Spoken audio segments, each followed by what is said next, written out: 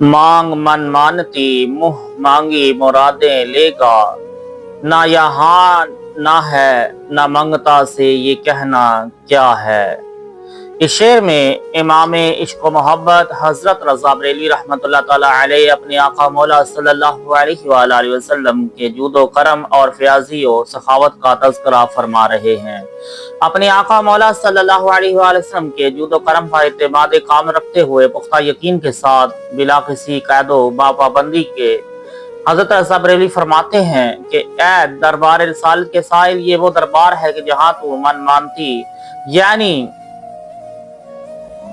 जो चाहे मांग तुझे मुंह मांगी, यानी जो तेरी दिली ख्वाहिश है वो तमाम मुरादें जरूर मिलेंगी, क्योंकि ये उस शहंशाह कौनैन सल्लल्लाहु अलैहि वसल्लम का दरबार है कि जहाँ पर ना ही है ही नहीं, और मांगने वालों से ये नहीं कहा जाता कि क्या है, यानी क्या बात है कि इतना बड़ा सवाल करते हो, तुम्हारा सवाल करना बेकार है।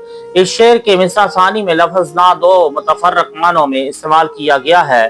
पहली और तीसरी मरतबा जो लफ्ज ना है वो नहीं के माना में है, और दूसरी मरतबा जो लफ्ज ना है वो इनकार के माना में है, यानी शेर के लफ्जी माना ये होंगे कि यहाँ इनकार नहीं है। शेर में लफ्ज ना दो मुतफर्रक मानों में मुस्तअमल हुआ है, हालांकि हरूफ इराब के एतबार से गैर मुतफर्रिक व मुसावी है, लिहाजा ये शेर फ़न शायरी की सनअत तनजीज़ कामल का शेर है। इस शेर में मन मानती और मुंह मांगी बरात का जिक्र किया गया है। मन मानती और मुंह मांगी में बड़ा फर्क है। इस फर्क को यूं समझिए कि जैद और बकर दोनों दोस्त हैं, लेकिन जैद बहुत मालदार है और बकर माली एतबार से तंग दस्त व मुफलिस है। एक दिन जैद को अपने दोस्त बकर के हाल पर तरस आया और उसने बकर से कहा कि तुम्हारी माली हालत बहुत खस्ता है और मुझको अल्लाह तबारक व तआला ने अपने फजल करम से बहुत कुछ दिया है, लिहाजा मैं एक दोस्त होने की हैसियत से कहता हूँ कि तुमको जो भी जरूरत हो बिला तकल्लुफ कहो, मैं पूरी कर दूंगा। जैद की ये दरख्वास्त सुनकर बकर शश व पंज में पड़ गया कि क्या मांगू। बकर को अपना कर्ज अदा करने और दीगर जरूरियात जिंदगी पूरा करने के लिए 1 लाख रुपया की जरूरत है, लेकिन इतनी बड़ी रकम मांगते हुए वो झिझकता है। खुजालत और शर्म माने होती है। जी तो ये चाहते हैं कि 1 लाख रुपया मांगू, लेकिन डर है कि इतनी बड़ी रकम मांगने पर जैद ने इनकार कर दिया तो 1 लाख थी, लेकिन वो मांगी रकम 25,000 ठहरी, और उसकी वजह ये हुई कि बकर ने सोचा कि अगर मैंने जैद से 1 लाख की रकम मांगी तो जैद कहीं ये ना कह दे कि क्या कहते हो तुम, इतनी बड़ी रकम का मुतालबा करते हो। मैंने हमदर्दी का इजहार किया तो बस गोया सोने की चिड़िया हाथ लगी हो, इस तरह इतना बड़ा मुतालबा करने लगे, तुम्हारा ये मुतालबा बेकार है। उससे खौफजदा होकर बकर ने मन मानती का मुतालबा नहीं किया, लेकिन यहाँ शहंशाह कौनैन सल्लल्लाहु अलैहि वसल्लम का दरबार मुबारक वो सखी दरबार है कि यहाँ मन मानती और मुँह मांगी तमाम मुरादें पूरी होती हैं, क्योंकि यहाँ किसी भी साइल के किसी भी सवाल के जवाब में नहीं कहकर इनकार करना उस दरबार की शान के खिलाफ है। बड़े से बड़ा सवाल करने वाले को नहीं और क्या कहकर ठुकराया नहीं जाता। यहाँ का मंगता भी मायूस होकर खाली हाथ नहीं लौटता, बल्कि मनमानती और मुँह मांगी मुरादें हासिल करता है। शेख मुहक्किक अब्दुल हक दहेली रहमतुल्लाह ताला अलैह फरमाते हैं कि हदीस सहीह में मरवी है कि रसूलुल्लाह सल्लल्लाहु अलैहि वसल्लम से कभी कोई ऐसा सवाल नहीं किया गया और ना कोई ऐसी चीज मांगी गई जिसके जवाब में हुजूर ने ला यानी नहीं फरमाया हो। हर शख्स आपसे जो कुछ मांगता कबूल करते और अता फरमाते। हुजूर अक़दस सल्लल्लाहु अलैहि वसल्लम के जुद करम के ताल्लुक से कुछ तफसीलन शेर 15 में कुछ पीछे गुजर चुका, जो पहले मैंने आपको बयान किया। हुजूर अक़दस सल्लल्लाहु अलैहि वसल्लम की जुद सखा हर हद शुमार अंदाजा और क़यास से बाहिर था। जो कुछ मौजूद था उसी पर आपका जुद सखा मुनहसिर न था, बल्कि लाख दर लाख गुना भी होता तो भी उनका यही हाल होता।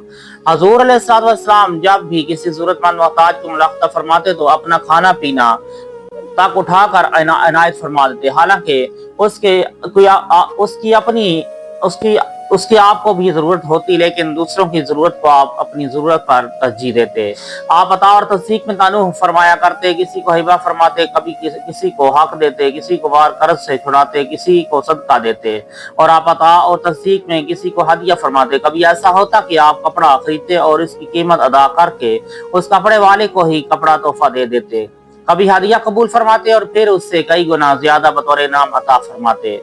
हुज़ूर अक़दस सल्लल्लाहु अलैहि वसल्लम की ज़ाहिरी हयात के ज़माने में जिस तरह آپ کے دربار میں سائلوں کے سوال پورے ہوتے تھے، اسی طرح آج بھی بحیات نبی صلی اللہ علیہ وآلہ وسلم کے دربار سے سوال کرنے والوں کو عطا ہوتا رہتا ہے اور قیامت تک ہوتا رہے گا۔ کچھ واقعات مستند اور معتبر کتب سے پیش خدمت قارئین ہیں۔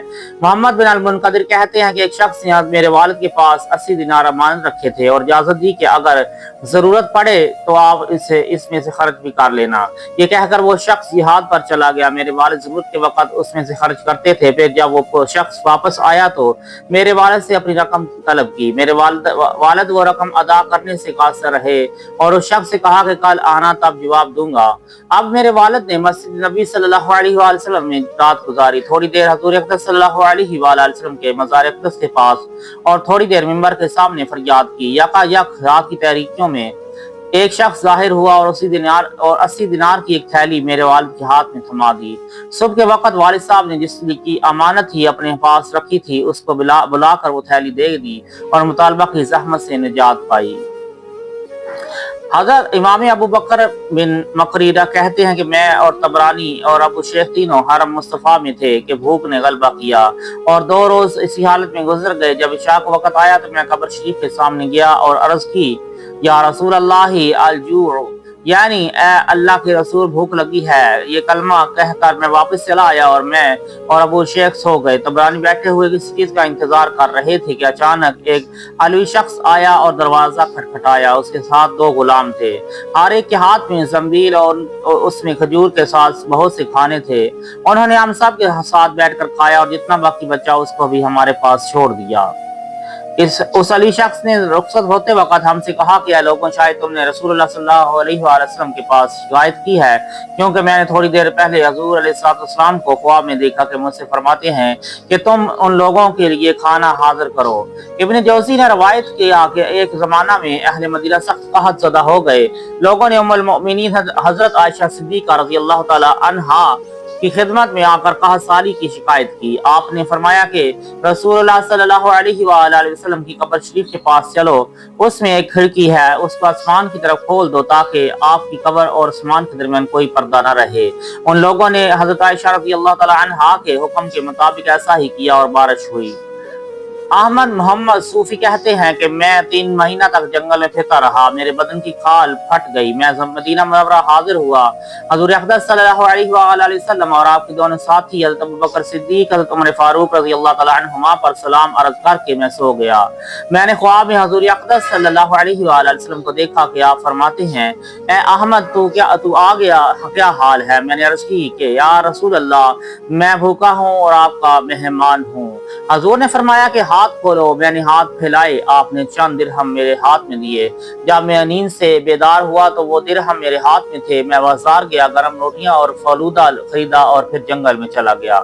ابن الجلا کہتے ہیں کہ میں مدینہ منورہ آیا بھی مجھ پر 1-2 فاقے ہی گزرے تھے کہ میں نے قبر شریف کے پاس کھڑے ہو کر عرض کی کہ انا ضیفک یا رسول اللہ، یعنی یا رسول اللہ میں آپ کا مہمان ہوں۔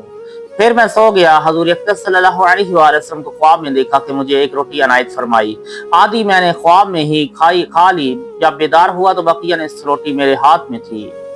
ابو بکر اقتا فرماتے ہیں کہ میں مدینہ منورہ آیا، مجھے 5 دن ہو گئے کہ غذا نہیں چکھی تھی۔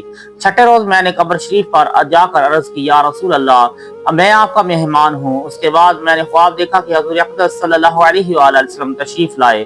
حضرت ابو بکر دائیں جانب اور حضرت عمر فاروق بائیں جانب طرف اور حضرت علی رضی اللہ تعالی عنہم آگے تھے۔ مجھ سے کہتے تھے کہ اٹھو، یا رسول اللہ صلی اللہ علیہ وسلم تشریف لے آئے ہیں۔ میں آگے بڑھا اور آپ کے دونوں پر قبروں کے درمیان بوسہ دیا۔ حضور نے مجھ کو 1 روٹی دی، میں نے کھائی۔ جب بیدار ہوا تو 1 ٹکڑا روٹی کا میرے ہاتھ میں بچا ہوا تھا۔ اللہ تعالی ہم سب کو نبی کریم صلی اللہ علیہ وسلم کی زیارت نصیب فرمائے، آپ صلی اللہ علیہ وسلم کی شفاعت نصیب فرمائے، آمین۔